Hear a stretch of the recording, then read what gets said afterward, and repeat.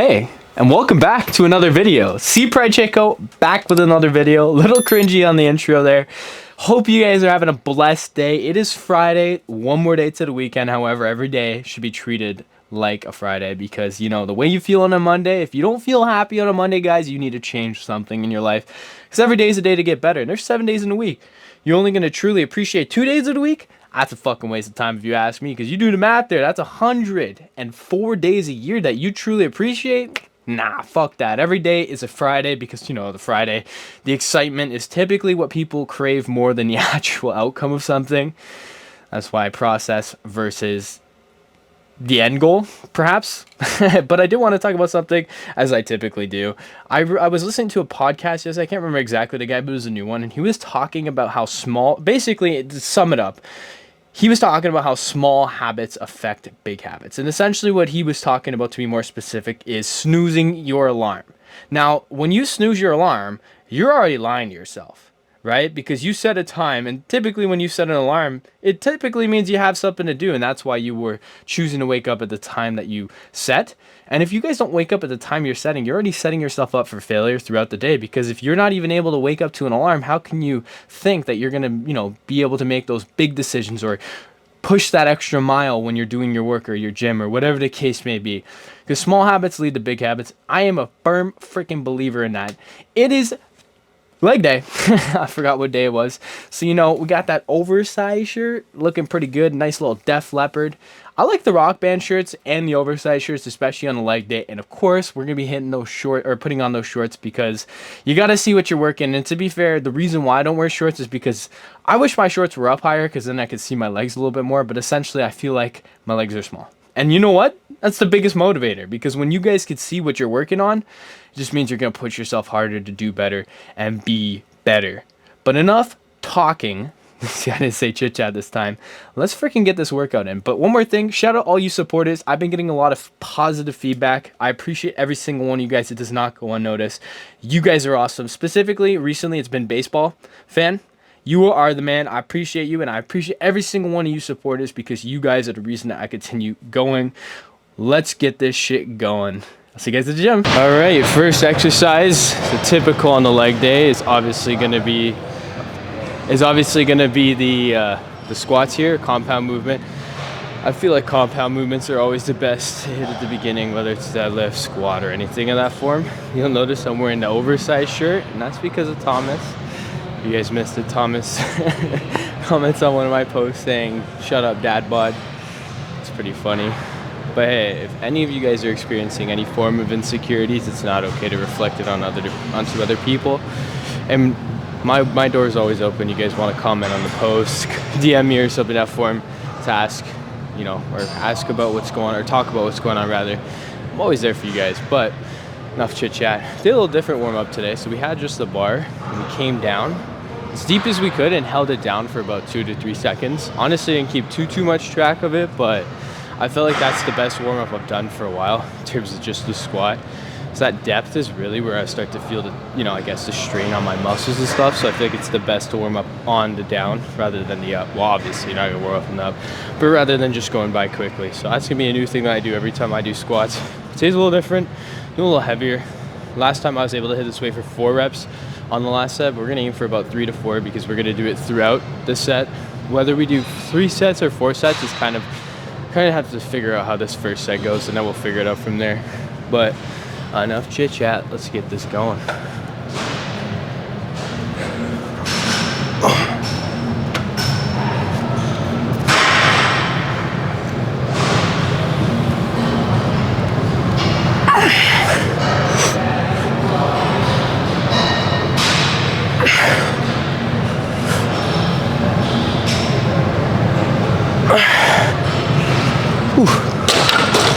Honestly, probably could have hit 4 there, but then that means next set might have been 2. And I want to keep the consistency of 3.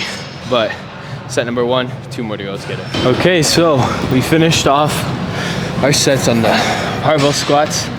Mr. Shahir impressed me very much today.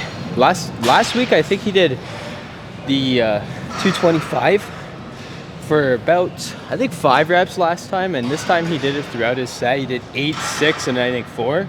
Just phenomenal. that shows growth. But he inspired me to put on the 225s or 245s on my last set and see how many reps I could do.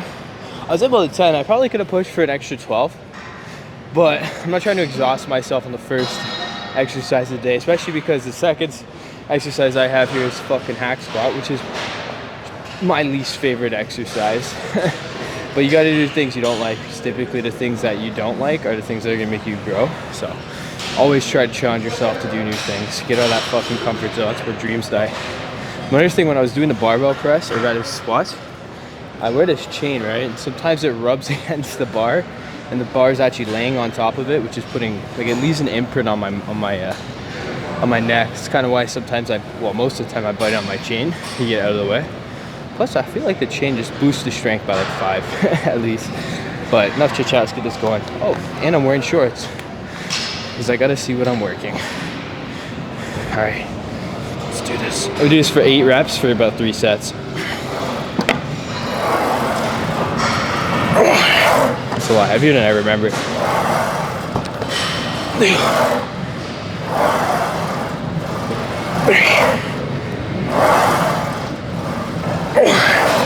Whew. 4 more.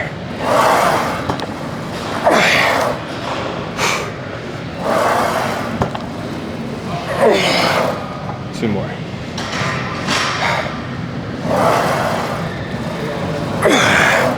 Okay, 1 more.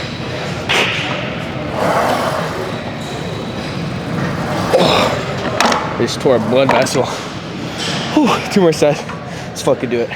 Okay, we finished this side of death. I really feel like my head's gonna fucking blow up.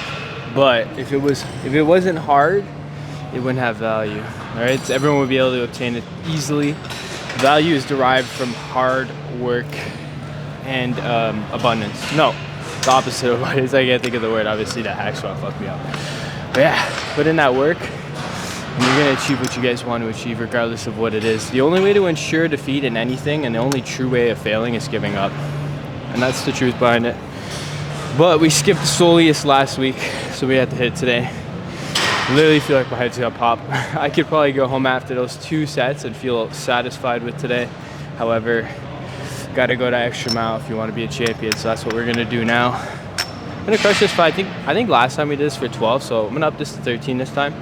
Controlling it, making sure I'm getting that full depth. And I'm dead. Let's fucking do this.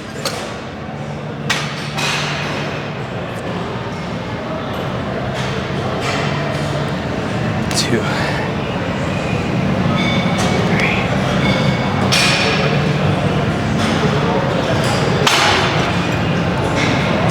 5, 6, 7, 6 more. 1,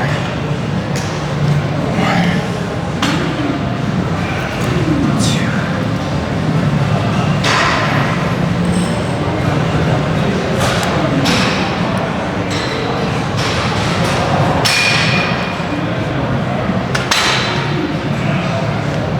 I lost train of thought and I did 14, so I guess 14 is the baseline, but we're doing this for 3 sets.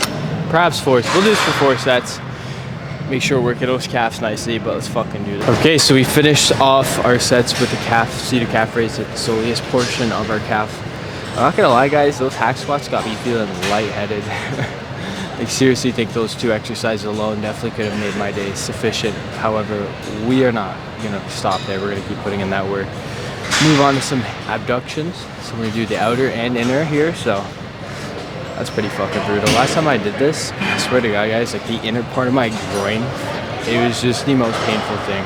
I felt like I just really need like a massage gun to get really deep into it, but you know, that's what happens when you push yourself pretty hard.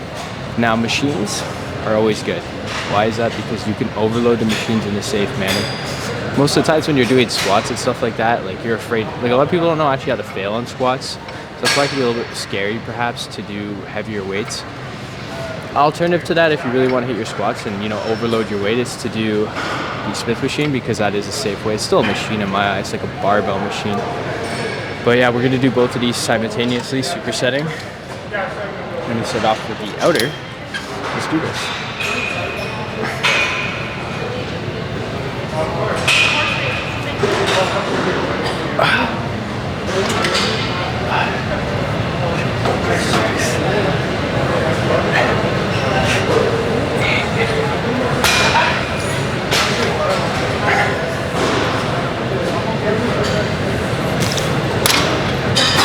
right to the next one.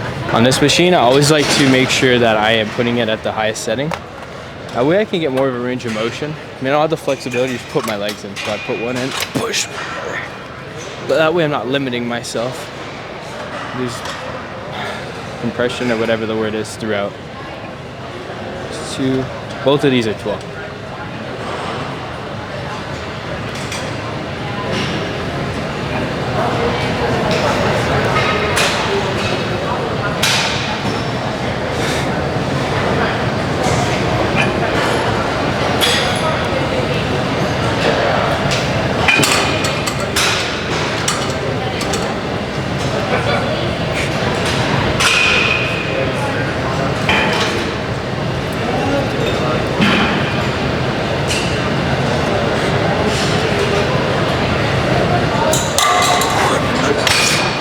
That's fucking insane. Hopefully my legs don't feel like how they felt last time, but we're doing this for 3 sets, supersetting simultaneously, 12 reps each. Do a weight you guys can control and get the full contraction, especially on this one. Make sure you're setting it to the highest setting and pushing it in so you get a stretch throughout. Let's get it. So unfortunately your boy had the microphone muted throughout this portion of the workout. I don't know how I did it, but you live and you learn. However, I do remember what I was talking about in this moment. So we're on the leg extension machine, which is the second last exercise of the workout.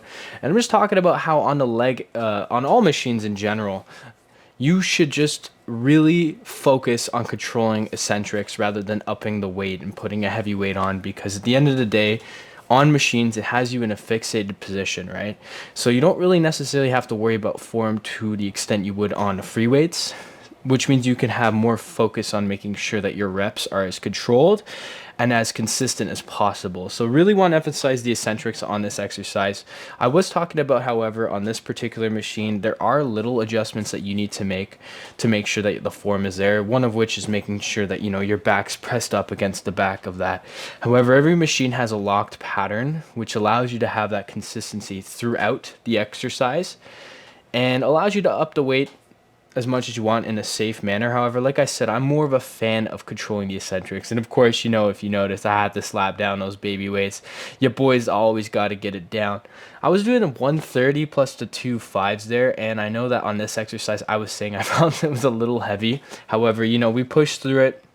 We make sure that we get it done, and we make sure we get it done the right way, because at the end of the day, I'm not there to ego lift. It's not my goal, especially on a machine, man. Like, who's really trying to ego lift on a machine? I just think that's a complete waste of time. You know, you got to put in the work the right way, and my goal is to get bigger and stronger, and the strength in my eyes will accumulate from me being able to do the compound movements such as squat. However, you'll notice I take a little pause here. That's because I hit the 10 rep range, and I was talking about how I always talk about the 8 to 12, and you should always make sure that you're hitting the 8 or 12 reps. So I take a little pause in between and complete the final 2 reps, making sure that I'm pushing as hard as I can to get through it. And then at the end, I talked about how no pump cover today, 2 sets. Let's get it done. I must say, I'm pretty grateful that it only occurred to the last 2 exercises here and not the whole video. So, you know, you got to look at the positive and the negatives. But anyways, moving on to the next exercise here, we're doing our hamstring movement. Now, I don't neglect hamstrings, but I don't neglect hamstrings at all. I don't hit it often because most of the time this particular machine is taken, and I've been wanting to hit this machine because there's a certain way that Sam Sulek does it, and you'll notice coming up here, I think after the first couple reps I get into it. Yeah, so I start hugging forward, kind of similar to what Sam Sulek does. I guess to really isolate the hamstrings, just put more range of motion in it, and honestly, like, this was phenomenal.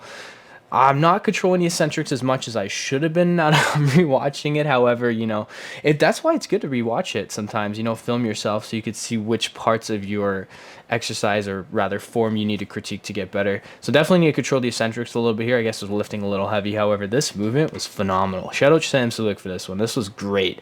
Look at the faces I'm making.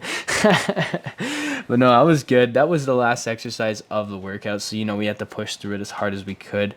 And yeah, I mean, a little upset that I didn't get the audio the way I wanted it to, but you live and you learn, and this will not repeat itself because mistakes are bound to happen. It's about how you interpret the mistakes that matters, guys. You know what I mean? So we'll get through this, get some water in our system, and let's get it going. Hope you guys enjoyed the video. I got home safely. You know what? Today's gratitude is that I was able to get majority of my clips with audio because silly me, I pressed the mute button on this microphone. That's okay though, you live and you learn, and as long as, over 50% of the videos are good, so a little bit of a voiceover is not going to hurt anyone. I'll show you guys a little behind the scenes, a little setup here. As you guys know, my computer is out of service, so your boy has to use the laptop.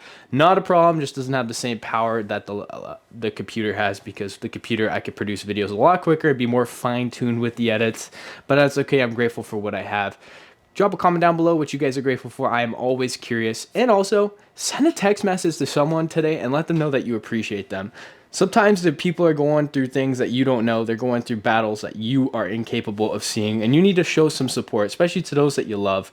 So send an appreciation message to one of your friends. Tell them you're grateful for them. You know what? Don't drop a comment down below what you're grateful for. Go text one of your friends. Tell them that you appreciate them and you're grateful for them being in your life, because without those people, life isn't truly worth living.